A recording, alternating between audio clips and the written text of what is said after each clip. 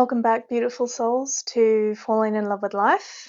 Here on my channel, I talk about my experiences with healing my anxiety and depression and learning to fall in love with life.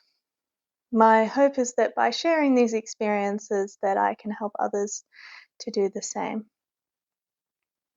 Today I wanted to talk to you about something that has been really important in my life, and also I think something that's a little bit misunderstood and perhaps used as a, what's the word? A catchphrase almost. And that is authenticity. But before we get into that, I first invite you to close your eyes and feel into your heart space and breathe into your heart space with compassion and without judgment.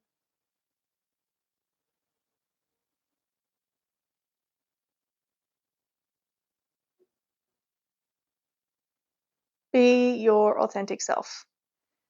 I hear this a lot in the context of trying to market yourself and also in trying to improve your life. And I do believe that being your authentic self is a key to unlocking a lot of happiness and a lot of joy and also a lot of meaningful connections. But for a lot of people, it's very difficult, and also it's not really explained how you do that a lot of the time. So I wanted to take some time to talk to you about that, about how it's helped me, and about what it means to me. So being my authentic self really means not presenting a mask or an other person to who I actually am. Trying not to cover up what I'm actually feeling inside, and instead finding a way to healthily and constructively project that forward. And I have been reminded of this actually on my journey with this channel, because I started out very raw and real, and I think those, in the Come Chat With Me videos, those are very unedited and they're just a stream of consciousness talking about things that have happened in my life. But as I looked at those, I wanted to also provide some more structured, more meaningful guides, I guess, that people could follow if they didn't want to listen to me talk for 20, 30 minutes at a time, which is completely valid. And I was starting to do that, and I was starting to get into it more and more, and then I was getting into scripting and trying to create a more brand, I guess, a more predictable structure that I would follow, more predictable language, things like that, while still trying to keep what my voice is. The problem I had with that is that I am a terrible actor or performer. So having these scripts and having this structure really made me struggle a lot. And I just didn't like anything that I was recording. I felt like it was very forced. I didn't feel very connected to the other people, which is you, the viewer. I didn't feel connected to myself, and it just kind of felt like I was going through the motions. And when I would watch them back, I just felt like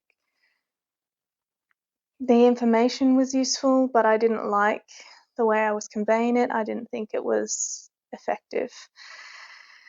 So I took a little time to reflect on that and think about it. And that has led basically to this video today, which is being your authentic self. So for me, that means that I do a lot of winging it.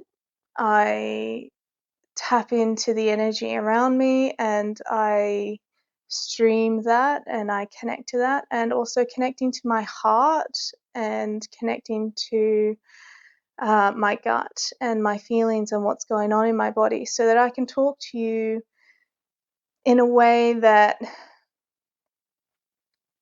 is less rehearsed and is more authentic.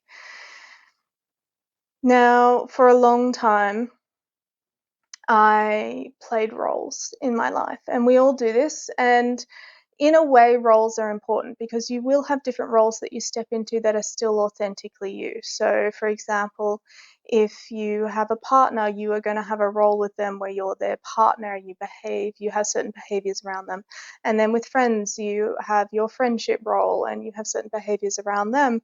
And if you are a parent, a mother or a father, you have certain behaviors around them. But though you are stepping into different roles and displaying different behaviors that are suitable for that role, you are still authentically yourself, because you're still connecting to yourself and connecting to others in a way that is you, or at least that's the goal. I definitely, when I was younger, I was bullied quite badly. And so I learned to take on masks and certain behaviors to try and protect myself and to make myself less of a target, or to seem like I was a bad target to pick, basically. So a lot of those behaviors in me, they came out as reactive aggression, and bravado, and a real swallowing of any sensitivities or anything that I perceived might be weakness. And that's sort of how I got through it. That's how I survived it at the time. Now I have healed from that and moved away from that and reconnected with who I really am. But that involved me dropping those defenses, which was very challenging. It was very, very scary. And I had built sort of connections with people and friendships with people, being this version of a person that wasn't necessarily who I was. And I was afraid that if I changed, then I would lose those people. The truth was that I did grow apart from a lot of those people because we could no longer relate uh, in that way. But it was one of the best things I ever did, because once I started to be more truly who I was on the inside, and more truly my soul, or my spirit, or my God consciousness, or whatever you want to call it, I started to make connections with people who were also on that same level and who also resonated with me. And this was very healing for me mentally and emotionally, and also physically to my nervous system, because I no longer felt that pressure of having to play a role, of having to be something I wasn't, in order to protect myself. But it wasn't easy and it didn't happen fast. So authenticity to me is that connection to yourself and expressing that connection. And then that will be reflected back to you in your world. The tricky part with this is that we also have a lot of beliefs that influence our world. So if we have a belief that if it's not safe, that someone is going to harm us or things like that, then we can create a self-fulfilling prophecy in that way. So when I made the transition from this person that I was pretending to be, or that I had learnt to be in order to protect myself, and the transition of who I actually wanted to express and my true self, it was something I did very privately, and I did it quite slowly. And I was going through the process of taking apart those belief systems at the same time, so that the world started to reflect as a kinder, gentler, more generous place, a place that would nurture this authentic self that I wanted to put out into the world.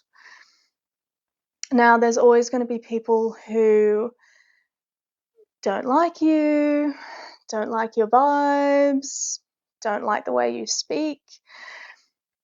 But when you remove the fact of it's less about you and more about them and their perception of you, it's much easier to accept that and not take it so personally. If you have been through a situation where you have been severely bullied or pushed to the outskirts of society and things like that, that can be very terrifying because we are creatures that are designed to live in groups because safety is in the group. We're not designed to be solitary animals. So that can really kick up in our nervous system and put us in that fight or flight mode if we are sitting outside without anyone else. And that can be very scary. And that's why rejection can be very scary. But for every person who doesn't like your vibe for whatever reason, there's going to be people out there who really do. And when you connect with those people, it's going to be a much deeper, more meaningful connection. That's not to say any of this is easy, that's for sure. And it's a lot of what held me back from starting a YouTube channel or starting a public channel for a long time was putting myself out there and the fear of, you know, rejection and just the nastiness that you see on the internet. But I've reached a place now where I am securely bonded to myself and I'm not so concerned about that. I know that, you know, if the videos get a lot of views, if this becomes a big thing, that's kind of going to be inevitable. People are going to comment not so nice things. But when you are authentically reflecting yourself out and when you have those really authentic connections with people and people that value you and love you and support you, it becomes less of a scary prospect because I'm securely bonded to my authentic self and because I am securely bonded to my friends and my family who love and accept my authentic self. I don't need strangers on the internet to give me their approval. It's not as scary in that way because I have my tribe, I have my group. But this is not something that I woke up one day and I was just okay with it. And I think it's still something that, of course, I mean, it's never nice if someone says something awful about you or whatever. It's never a great feeling. But being your authentic self and putting yourself out there is worth it. Because once you accept that you're not going to be everyone's cup of tea or everyone's favorite, you can't please everyone, it's very liberating for you to then be your authentic self. So, my little challenge for you is to reflect on the roles that you play in your life and reflect on how any of these roles are either authentic or perhaps inauthentically you, so that you can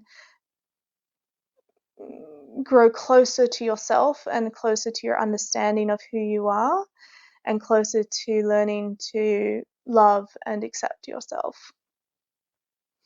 And then once you've identified, a couple of things that perhaps aren't authentically you, seeing if there is a way that you can replace them with something that is more authentically you. Because I promise you, it's worth it.